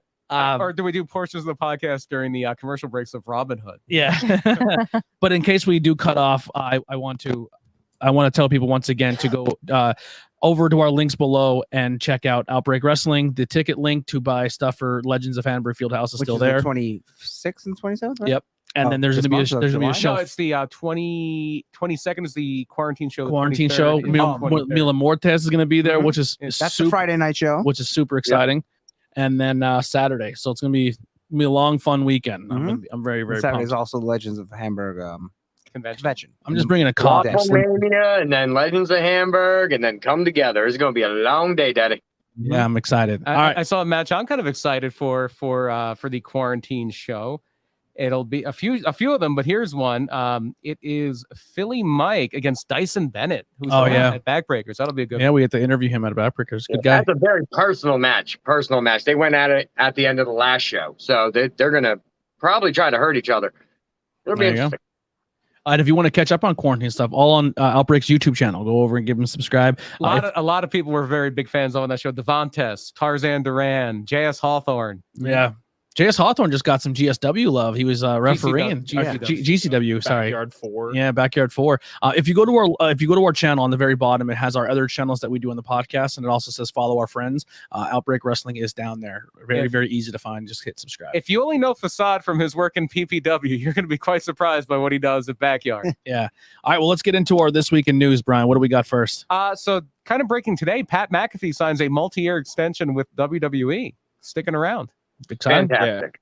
He'll have this match at SummerSlam, and then I wonder if they'll start to use him more frequently. How about the footage of what we're going to talk about in a moment here? When during the cash-in at the pay-per-view, Michael Cole stands up and he's like grabbing at people, like he's literally like he's feeding off of Pat McAfee. Like that's a Morrow move. Yeah, it's a little much. Yeah, but Michael Cole, did you see the tweet that Cole put out today where he basically thanked Pat McAfee for getting him that excited about wrestling again? Yeah, I can see that. Yeah. He's in a different level of his career now. I think Michael Cole's fantastic with Pat McAfee. Well, sometimes he's been great. Is somebody new or somebody to jazz you up again. Well, about yeah, he's something, been so consistent for so long outside of that one heel run where he really was a focal point in their programming. But then he kind of got back into just doing his job. The coal mine. Oh, yeah. Getting a victory over Jerry Lawler at Mania. Our tickets available for Friday night only, and are they available as a weekend package? We'll be out of town on Saturday. Thanks from the Sheiky Baby. Yeah, you can absolutely buy just tickets for Friday or buy them at the door Friday. We'll be available. I wonder who little Sheiky. I wonder who's going to dress up at this show. Is he coming as Sheiky? Who's he coming as? It's going to be fun to find out. It's going to come as little Judas Messias. He is working on new gear. He's very excited about it. Nice. So, yeah. Little teaser there. I don't think Pat will wrestle more unless he wants to wrestle. Yeah, he'll wrestle when he wants to. There's some people who are saying they want him to have a title, and I was like, no, just wrestle, do commentary, and then come in, do a traction match. A secondary title, but I mean, because they're so low, what does it matter? But yeah, he doesn't have to do that. Yeah. All right, next news. So we kind of talked about it. Liv Morgan wins Money in the Bank and then cashes in the same night, and then Theory wins the men's. Yeah, Austin Theory. So going with some new people. Yeah. I like it. People are on that show too. Off about the Theory. Yeah, I don't know why, but like if Seth was like, Seth wins again. They're pissed because they didn't get their fantasy booking wish, which was Seth and Becky winning the okay. That and because th're leaning into it as Vince is like giving this guy, like they're pissed that like that's the storyline. Yeah, they're pissed. They're legit pissing them off, which is awesome. They're finally trying to make a new star. Like they're doing the clone of John Cena, but instead of doing it behind the scenes, they're doing it in front of your eyes. Where John Cena was given all the opportunities because he's good, and we're gonna just give it to him. But now they're doing it in front of your faces. I like this guy. Like honestly, you know what I would do if I was him? I would have him try to cash it in and lose, and Vince being like, he gets the rematch the next night. Give it back to him. I think it was a bullshit. No, I totally agree. I would literally come out with a golden shovel. Like I would everything that you said that you hated about John Cena, that was all behind the scenes stuff. I would put it in front of your face at Austin Theory. See, that's all stuff hated about Triple H, not John Cena. Yeah. No, I think he should lose the cash in, but then get the rematch immediately after the next night on Raw, and then jump the person before the match. Yeah, really. Yeah. I would lean into this and just piss people off. If you thought the Miz cash and piss people off, I would fucking make it worse with Austin Theory. The tag match from this show was very nice. The Usos and the Street Profits. Yeah, very good. I don't want to go through the whole pay-per-view because we're very short. But the Money in the Bank was not a bad show. Yeah, I mean, we watched it with a band playing and lots of beer. It was fun. But how are the Money in the Bank matches themselves? Good. Women's match was excellent. Men's match was okay. The women's match was very good. Yeah. I didn't get lots of individual stories that were told continuously through the men's one, like Drew and Sheamus, Riddle and Seth, Omos versus everyone. It was a good showcase for Omos. Yeah, but it's Omos. Yeah. Right. Yeah, you knew Omos wasn't going to win that. Yeah. They did the normal everybody stands on top of the ladder promo. The night before, and Omos did not climb that ladder. Yeah. Well, the whole thing with Liv and Becky had the two ladders. I seen that, and she bounced back. That was really cool. I wonder what the backup plan was if she didn't bounce back. What was it? Becky just go up and take it. Yeah. It's funny. I thought going in that Becky was going to win because she was a betting favorite and everything. Yeah. And then Liv comes out and is like, oh, she's about to cry. Yeah. She's winning. I picked Liv because I was like, I think they're going to go Liv, but I didn't pick Austin Theory. I thought the same thing, but Liv's cried in her entrance a few times. And I don't hate it. Oh no, I love it. I wouldn't have picked it because I thought maybe WWE had just lost faith in her. I thought for sure her and Alexa Bliss would have been stuck in tag team hell in another 6 months, and they would have been. She did win the last the go home match. Yeah, let's remember what happened with the last woman who won Money in the Bank and how long that lasted. Yeah.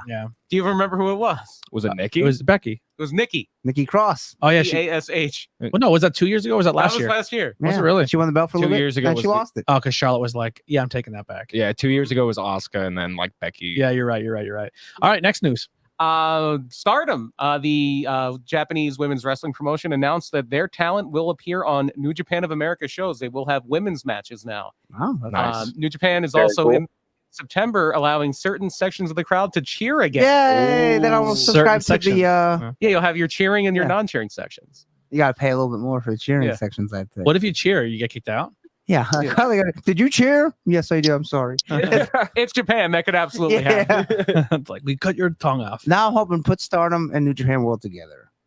Same parent company owns them, so why not? Maybe we'll get Kairi Sane back in the States again, but not under Kairi WWE. Hojo. Yeah, Kairi Hojo. yeah, but not No, just Kairi. Kairi. Yeah. Just Kairi. What else? Some IWTV news. They're establishing independent wrestling tag team titles. Good looking titles too. No, I didn't get that. I didn't know they had The world pictures. title's really good looking too. It is nice. And they also released on YouTube a match that I know pretty well. I think you saw it too.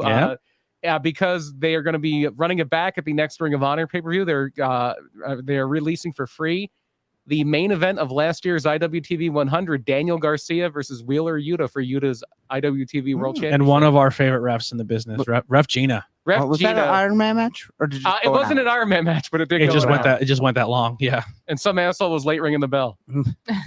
Some guy was puking in his backseat of his car. I bet many people were. Yeah. Hey, you go back to Stardom, Io Shirai not re-signing with NXT so far. Yeah. And her contract runs up this month. Yep. So they said she Paige officially Oh, no longer Paige. She's done. Her contract has ended she did, yesterday. Yeah. Saw she's that. Soraya. I don't know if it was official or not, but it was that Sasha and Naomi were quietly removed. So I didn't hear no Japan's Naomi, but I heard roster. Sasha. But it'd be interesting if both Yeah. of them got They're it. off the roster page. Yeah. I Yeah. don't think they've been officially released, but they're off the roster page. Yeah. Well, they were. They said about Sasha. They were taken off the roster page like a couple nights after they did their Yeah. their thing. But I thought for sure Naomi. I think they would may be be off the internal roster now. Yeah, too. I thought Naomi would. I'm sorry, and come back. Yeah, and that's Banks is what like, you I'm think, yeah. out of here.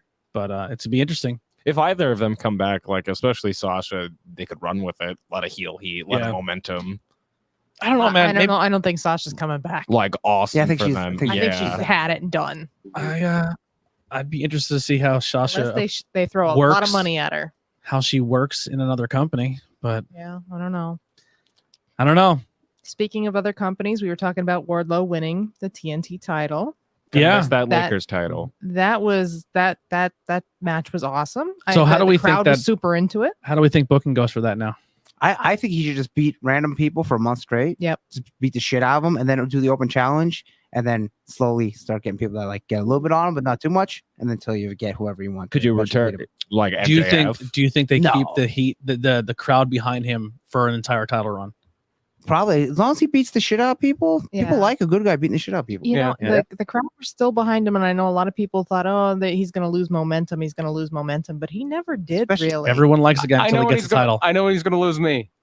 When we get a shitty black and yellow Pittsburgh TV title, I'm done. Or TNT title, that's it. I'm done. I'm out. As long as he keeps You doing know cool. that's what it's going to look like too. That's definitely what it's going to look like. Steel, it's just all silver. Or he Steel does a trade. Superman one. I think, I'm yeah, fine with that. I would think a Superman. He's a one. huge Superman He's- fan. I huge say just Superman let the fan. belt be black for a while. Or it's just pink because he's War Pig. No more custom titles. Yeah. Then it gets too much. Then, I think it's cool then, for that then you title. eventually get the Jeff Hardy title. I think it's cool. Huh. I think it's cool that they change the color scheme of it. I don't like it. I like it, especially for collecting action figures. I like. The I mean, TNT yeah, I guess title. we're making money, but yeah. Except AEW, how about you release one with fucking Miro with his color scheme? You put the trunks on him, but don't put the Yeah. fucking title in his picture the title in his fucking package. Pieces of shit. Then you have to go buy another. I won't buy that Miro until his fucking title's in it. Fuck you. I don't think he's gonna be in. I'll show you. Back. Yeah, like I said, it'd be interesting to see how Sasha reacts in another company and if how much of it is the company's doing her wrong, which I can't really see how they did her so wrong. They were still she wasn't dropping the tag team titles. She was just going to work a singles match. You are the women's tag team titles. So In WWE, that doesn't really mean too much. Sure. Yeah, who are the champions now? Nobody. Remember That's how that much it tournament means. that was going to Yeah, happen? so- But I mean, So did they essentially get rid of them? Until Quietly, they bring it probably back, yeah. quietly, yeah. Well, they said they want to keep Sasha, so that's why they didn't announce anything like released her because they want to try to work something out. Yeah. So who knows? Oh, and everyone thinks that Bray Wyatt is the Edge promo. Oh, yeah. it's Edge. It's Edge. Sorry, everybody, to break your heart. It's Edge. So actually, there are more theories of it that the crosses are Christian, obviously, and that the lock they show is Cena. Okay. Chain gang. Yeah, that makes sense. So So everybody. Edge is doing the spooky stuff they said that he didn't want to do. I don't think it's spooky. I just think they're bringing Edge I back. think it's going to be like when Jericho had the spooky vignettes to tease his return, and then it was just Jericho. Oh, Yeah, okay. I think he's Do just. that. I think he's just running gonna. down You memory think you know me? Dun, dun, dun, dun, dun, Yeah. like that music's gonna hit, and it's gonna be the Edge we all love. He's just growing his hair out. As we Yeah. So Yeah. he'll come back in 8 months. lane. Wait, so is he going to come back out to Rob Zombie? Oh God. Never gonna stop you. I love it. I love it. Or maybe it'll be the old thing with the Yeah. searchlights, and it's the Oh, yeah. original. Yeah, that's You what I know, was. That's what I was thinking. And the candles are obviously the Brood. So I don't know if it's so much like a spooky promo or just this is the phases of Edge. Yeah. Yeah, is this like People are just reading into a culminating? spooky thing because We'll see. People Yeah. don't have. Speaking of comprehension spooky, They should have flash photography in that thing. Would be great. Yeah. Yeah, My Yeah. favorite Edge. 5 seconds. speaking of Can't do that, spooky, he's on that is TV. a good segue. Alexa wanted to come back as an even darker character. They said, I know. No. What the hell would that have been? Bad. Yeah. I think she's like, I have to carry the stupid doll around. I might as well fucking try to figure something out. Yeah, but if you're an even darker character, would you even have a doll? Who knows? Get to burn it. Yeah. Unless she turns it into a voodoo doll. She could be Papa Uh, Shango. Roxy Laveau for those She could TNA be fans. Mama She could be Shango. Mama Shango. Yes. Mama Shango. Think we're onto something. And then another dark character, I guess you could say, we just recently got Luchasaurus. Okay, Yeah, he He's turned into he's turning the Black Cane. yeah. Essentially, he's Basically. AEW's Kane Yeah. now. He has Kane music, Kane fire. Yeah. And he just kills I people. like the all black, but maybe just put a little more color in there. And Yeah. so we'll see what Christian's been on fire. Yeah. For the mic, yeah. yeah. Everyone's like, "What? Are we getting a Matt Hardy thing?" No. The reason Matt Hardy was out there is so Luchasaurus can squash a legend and look strong, and also he's low hanging fruit and an easy promo for Christian to tear him down because he has stuff to talk about. Yeah. Also on Dynamite, we did find some matches for the Death Before Dishonor pay-per-view, the second biggest show happening on July 23rd. Mhm. Ring of Honor, Death Before Dishonor. Samoa Joe against Jay Lethal for the TV title. We did talk about Garcia and Wheeler Yuta for the ROH TV or Pure title. And then FTR Briscoes 2 for the tag team Yeah, that title. should be fantastic. Yes. Yeah. It's gonna be great. It's gonna be a great show. All the Rematch of my ROH match of the year so far. ROH gear is now all on for sale, like merchandise, like hoodies, hats, t-shirts. Oh, I'll give the slightly new logo. Yeah, all on Pro Wrestling Tees. So if you want to grab yourself new ROH gear, they are now selling it all on Pro And Wrestling a Tees. media scrump thing. Tony said Tony Khan is working on a TV deal, but I hope. we'll see. Thanks. I think it would be. I think it's going to be really good for that roster to try to divvy it up and then kind of give the fans maybe a little something different on an ROH. They side. did say Warner Media. They're not demanding this, but they're saying they would like more pay-per-views. So maybe you can work Ring of Honor into that. Maybe 2 Ring of Honor pay-per-views a year. Sure, I'm cool with Which is that. right now. It's 3 months straight with pay-per-views. AEW, Forbidden Door, and then ROH. I like it. And then All Out. Oh, yeah. I want more ROH. That skips August, but All Out is very early September. It's Labor Day Yeah. weekend. We got time for one or two more. What do we got? That's all I had. All you got? You guys have anything else? Well, we got time. Let's get plugs out. Andy. Yeah, I'm wrestling tomorrow. Where I at? forgot about it. Near the Pocono Raceway. It's a Frontier Pro Wrestling. So me and Matt Turner are taking on the Throne there. It's a fire company. I will look it up when somebody else goes. Yeah. I get the address, but it's a Friday show, which they like to do Friday shows, which is pretty cool. So it's near Pocono. Frontier Pro Wrestling on Facebook. Cool. Austin. Must shout out the Sanctuary as per usual. Finally updated my laptop, so shall be having a series unveiling very shortly. Yeah. Do you want to talk about the series? Sure. So I, for the last 8 weeks now, have been training to become a professional wrestler, aspiring to be a professional wrestler. That has been grilled into my head. So I do have the entire first training. We're not going to necessarily use that, but it's my live reaction to learning every week. So it's as soon as I get done, you get to see, I'll go over exactly like what I learned that day. And it's just how I feel after each moment. because each moment is precious that I have during this time. Yeah. Well, I kind of we talked about this off air, and this is kind of how it all spawned. And then I kind of said, like, I kind of want to follow in those footsteps. Like, You're trying to be a wrestler too? Well, not so much trying to be a wrestler, but I think you making a video journal of your experience is fun. And even if not one person watches it, it's cool for you to have. Yeah, and I also have a physical journal that I'm also keeping for each event. And I just came up. I didn't even realize it. Last month was my first full year as a commentator. Because I just put my promos up, and it was Sanctuary and PPW. And I wish I would have done something like that, but I just didn't have the balls to make a video journal, like a vlog.